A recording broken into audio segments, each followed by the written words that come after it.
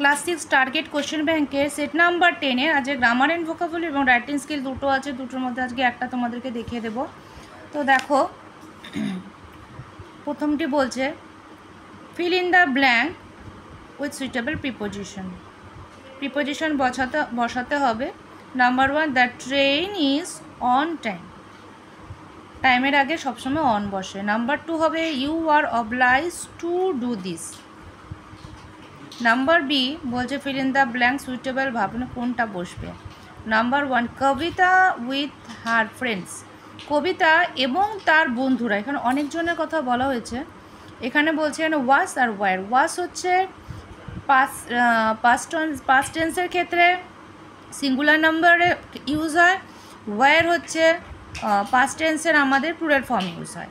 তো বলেছে present at the show, মানে কবিতা এবং তার বন্ধুরা সেখানে এই শোতে উপস্থিত ছিল।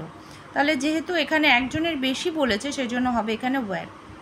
Number 2, 1/3 of the buildings.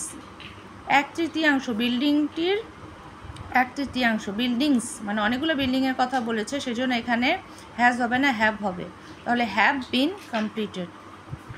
Number C, identify the type of following sentence. এটা কী টাইপের, কেমন ধরনের বাক্য। নাম্বার 1 বলছে টেল হার ড্রাই ইট। এটা তাকে অর্ডার দেওয়া হচ্ছে, টেল হার ড্রাই ইট, তাহলে হবে এটি imperative sentence. Number 2, you have no money at all. এটা একটু বর্ণনামূলক বাক্য, এটা হবে অ্যাসার্টিভ সেন্টেন্স। তারপরে বলছে অ্যাড প্রেফিক্স অর সাফিক্স। যেগুলো সামনে অ্যাড হয় ওটাকে বলা হয় প্রেফিক্স, আর যা পেছনে অ্যাড হবে সেটাকে বলা হয় সাফিক্স। তাহলে এখানে সার্কেলের সঙ্গে প্রেফিক্স অ্যাড করতে বলেছে, তাহলে হবে এন সার্কেল। মুভের সঙ্গে সাফিক্স অ্যাড করতে হবে, তাহলে মুভ, এখানে মেন্ট হয়ে যাবে সাফিক্স। নাম্বার বি বলছে fill in the blank with suitable verb, adverb. তাহলে নাম্বার 1 বলছে ডু দ্য ওয়ার্ক, এটা হবে কেয়ারফুলি। নাম্বার 2 হবে I will always remember your hospitality. আমি তোমার এই হসপিটালিটি বা যে মানুষকে যে সেবা যত্ন করা, এটা কোনোদিনও ভুলবো না। তো হয়ে গেল আমাদের গ্রামার অ্যান্ড ভোকাবুলারি, বোঝাও হয়ে গেল, করাও হলো। এরপরে আমাদের দুটো রাইটিং আছে। রাইটিং স্কিলে প্রথমটি হলো একটি স্টোরি, সেটা হচ্ছে একটি ফক্সের, যে সেখানে গ্র্যাপ ভাইনে চলে গিয়েছিল, সেখানে সে আঙুর ফল টকের যে গল্পটা সেটা।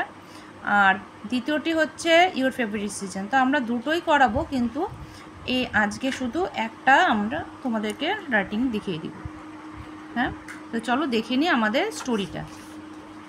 তাহলে আমাদের স্টোরিটি হবে দ্য গ্র্যাপস আর সোর, আঙুর ফল টক।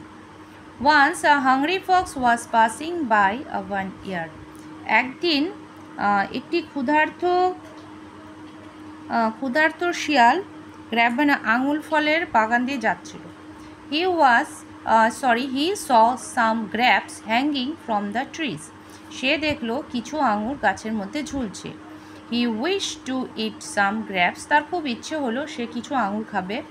But the grapes were beyond his reach. কিন্তু সেই আঙুরগুলো ছিল তার ছোঁয়ার বাইরে। He jumped again and again. সে বারবার লাফাচ্ছিল। But it was all in vain. কিন্তু সে তার নাগাল পাচ্ছিল না। His hunger made him weak. তার এই ক্ষুধার্ত তাকে আরও দুর্বল করে দিচ্ছিল। He was very much tired. সে খুব ক্লান্ত হয়ে পড়ছিল।